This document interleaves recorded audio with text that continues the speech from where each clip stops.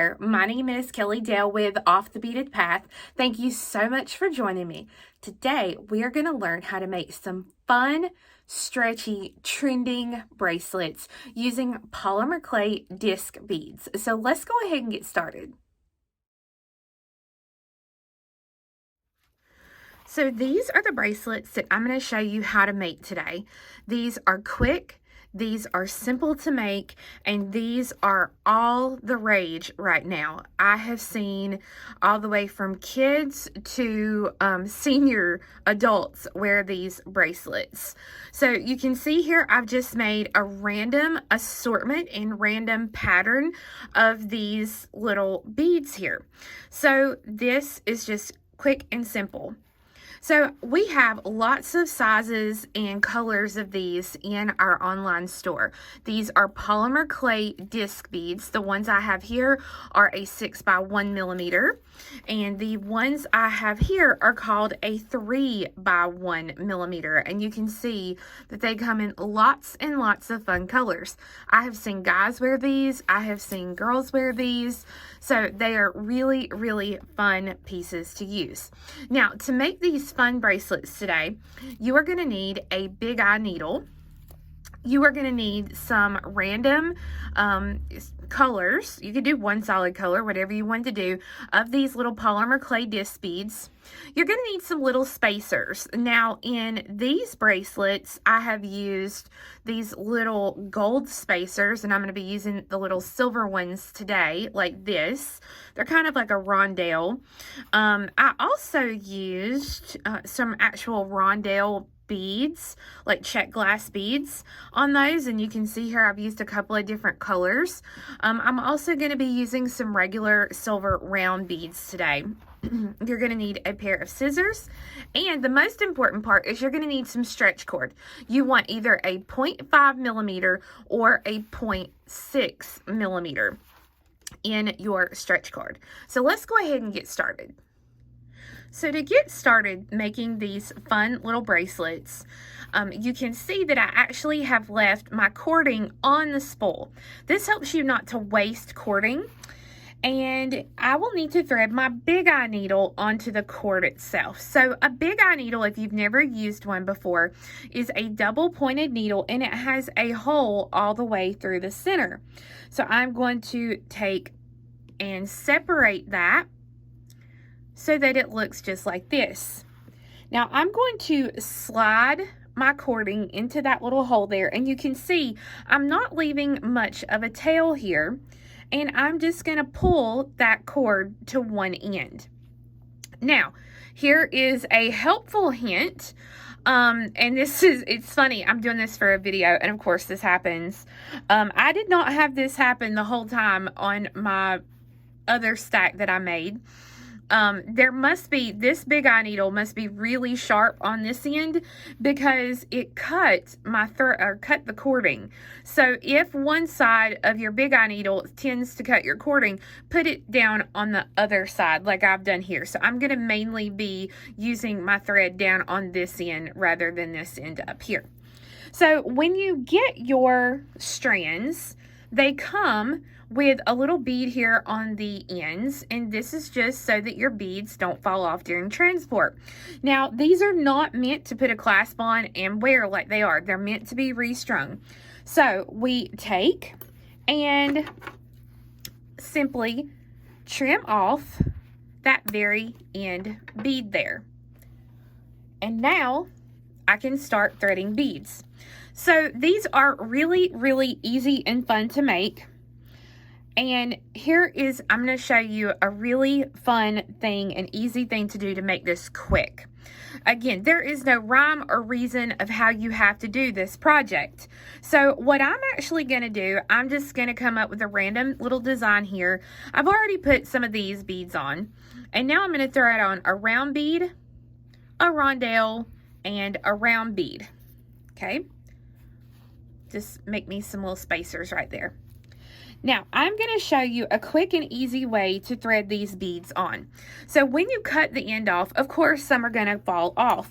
Now, I also go ahead and pull off about a 1/2 inch to an inch of beads, so that way I've got a little bit of this exposed here. So I'm going to take my needle and I'm going to hold my little piece of cord here, and I'm going to go through the holes of some of my little polymer discs. Now, if you're using a 0.5 cord, this is really, really easy to pull out.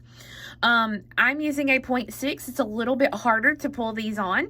So I'm going to use a pair of flat nose or chain nose pliers. I'm going to hold on to one end of the needle, and then I'm just going to pull those beads right onto my thread. And you see how easy that was to get those on the needle.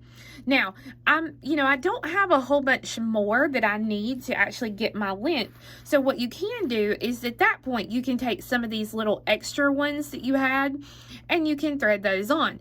But now, as you can see, this takes a lot longer to thread your beads on this way rather than threading them straight on like I did there. So that's about the same length there. So now I'm just going to thread on another round bead, spacer bead, and round bead. And there we go. So now I'll just kind of slide this one to the side, and I'll get my other color of polymer here, and I will again just thread through. It's easiest if they're all pushed together like I've got here. Got my needle there. I'm going to use my pliers to hold that in place, and then just slide these down onto the cording. And I can slide that right out. And that looks about right. I might thread on just one or two more little beads here. And I can basically just continue to do whatever pattern it is that I want to do. So I'm going to go ahead, I'm going to continue with my pattern, and I'm going to get it the length that I want so I can then show you how to tie off your cording. Okay, so I have all my beads threaded on exactly like I wanted. You can see it's still attached to the little spool here. And to make sure you get the same size for every bracelet that you do, you can always lay it up against a ruler to make sure. Now, normally I wear a 7 to a 7 1/4 inch bracelet, but I do not like my stretch bracelets tight whatsoever. I like them to be able to move. So I'm going to make mine about 8 inches. So if you wore like a 6 to a 6 1/4, you may want to make your 7 inches. But this is just a nice way to be able to get the sizing correct for every bracelet that you do for your little stack. So that way there's no one bracelet that's way bigger than another one. I didn't really do that with these, and some of them are bigger. So you just kind of have to pay attention to that. Now, I'm going to take the needle, so I just slide it up and out. Now, because I know that this is the end I need to work with, I'm going to put that end down there. So I've got my two little ends here still attached, and I'm going to take and I'm going to tie these threads together. So I'm going to first just kind of go under that. Now, I actually hold the beads in my hand. If you can do that, that's really, really helpful. Just hold them in your hands like this. So this way you don't get this knot caught up in your beads. Now, I'm going to go ahead and I'm going to take and I'm going to make another little knot here. But this time I'm going to go under this thread twice. And then I'm going to pull it through. Now, I'm going to pull this tight because if this is going to break, I want it to break now rather than give it to somebody or be wearing it and it break. So I'm going to pull this pretty tight to make sure. Now, I'm just going to make another knot. So I'm going to come around so they're separate. And I've got my piece here still attached. I'm going to make an X with that. And then I'm going to take my single piece here and I'm going to go under and under. I'm going to pull this, make a nice tight knot there. And just to be safe, I'm going to do this one more time. And then I'm going to pull it. Now, the great thing about having a bead right here at this knot is I can actually take and I can pull that knot into the bead if I want to. Like once I actually get this done, I can take and pull it into that little silver bead there so you can't see it. So it's completely up to you. I'm not somebody who's, you know, too awful worried about that. Like here, I put it next to a spacer. You know, it really doesn't matter where you kind of end. Here, I just kind of ended it here because if you stack these, nobody's going to pay attention to that. So don't worry about that. Now, I'm going to go ahead and I'm going to trim these cords. Now, you can see here, let me pull out just a little bit. There's my knot, and I'm going to leave just a little bit here on each little side. Now, if you want to, you can use either your E6000 glue, or I'm going to use a little bit of my Zap Gel glue. Normally, I don't do this, but a lot of people that I know, you know, they have to put a little dot of glue on their knot. So you would just put a little dot of glue right here on your knot, just very, very, very, very tiny drop. And then you would let those beads go back and let those set and dry. And then you can go on to your next bracelet. So I've already made a bracelet like this. I've made a bracelet like this. So now I'm just going to thread my needle back on. Put that back on there, and then I'm ready for the next one. Okay, so on this bracelet, I want to do it something similar to this. Now, when this happens, you really can't take and thread your needle through like I showed you. So what you actually have to do is pick up the beads one at a time. And yes, that is a pain. You can do something like I've done here where it's every bead, like turquoise lime blue. You can do something like I've done here where it's, I think, 4 turquoise, 4 blue, 4 lime green. And I just went all the way around doing that. So it's completely up to you. I would not pull off a huge stack. I would pull off just a little bit off each one of these to start. That way you don't end up wasting a lot as far as being able to thread them on if you want to do whole colors like I've done this one. Now you can see in this one here, I've done one solid color and then I did a spacer and then did that little indentation of colors. So it's completely up to you, but to do something like I did on, say, like this one or this one, you're literally just going to have to take your needle, and I never ever hardly recommend this, but this is the only time I kind of recommend that you're going to have to kind of get your needle down in there and touch where that hole is to get it to slide onto your cording. Okay, so I'm just going to do a little design of 4 little beads.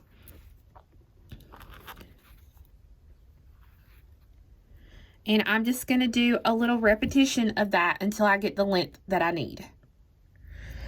Okay, so again, I have my beads put on here. I'm going to slide the needle up and out here. And again, I know that this is the end I need to work with, so I'm going to put it there in my mat. And I'm going to do a quick knot here. So I go 1 knot first, and then a double knot. 1, 2, pull it tight. 1, 2, pull it tight. And I know somebody's going to say, well, can't I use a crimp bead or a crimp tube? This is so thin, this is a 0.5 and a 0.6, that if you try to use a crimp bead or a crimp tube, you are going to cut your cording. So the best thing to do is just to do these little knots. And again, I would take my glue, put a little glue on there, and then I have 3 bracelets in the stack.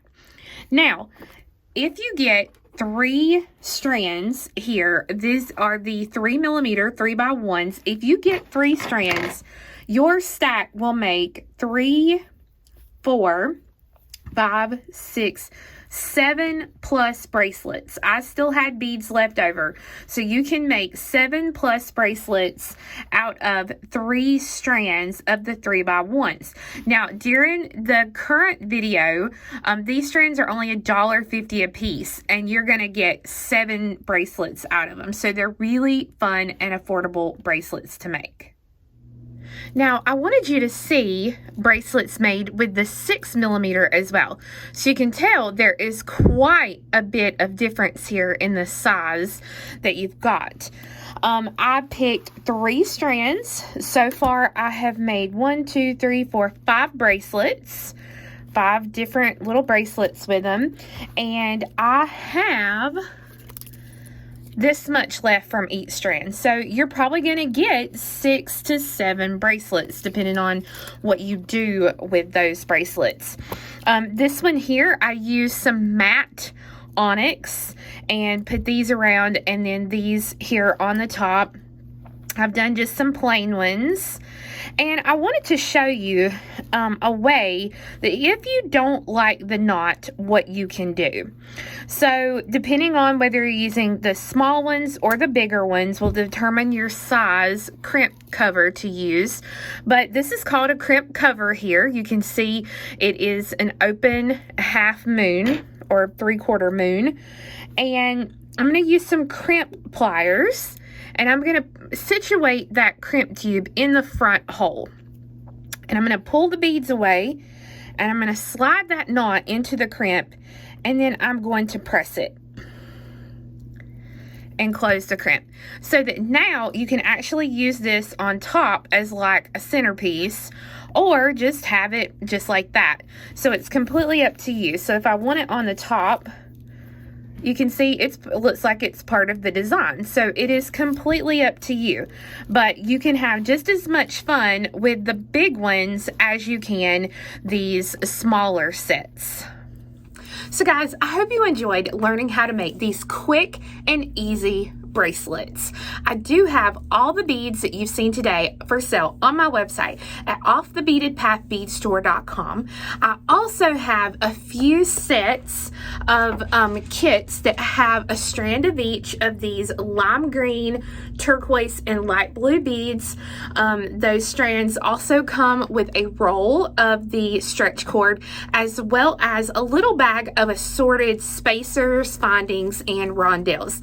And again, you can find those on my website, offthebeadedpathbeadstore.com. Thanks so much for watching, and we'll see you again next time. Bye-bye.